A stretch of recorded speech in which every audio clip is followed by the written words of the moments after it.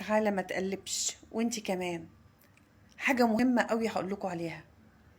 انتوا تعرفوا ان في سورة في القرآن من قرأها خرج من تحت قدميه نور يوم القيامة، ووصانا بيها سيدنا النبي، ووصانا بيها بالعدد ان نقراها في السنة 50 مرة.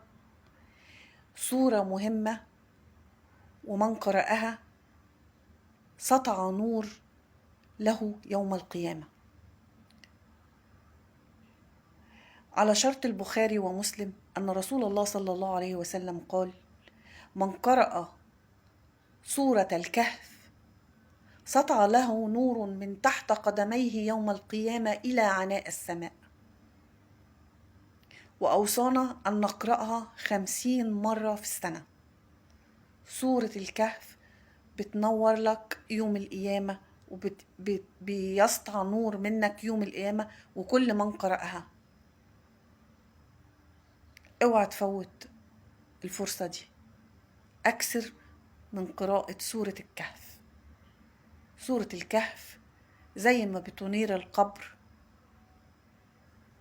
بيسطع منك نور يوم القيامة. صلي على حبيبك وشفيعك المصطفى صلى الله عليه وسلم.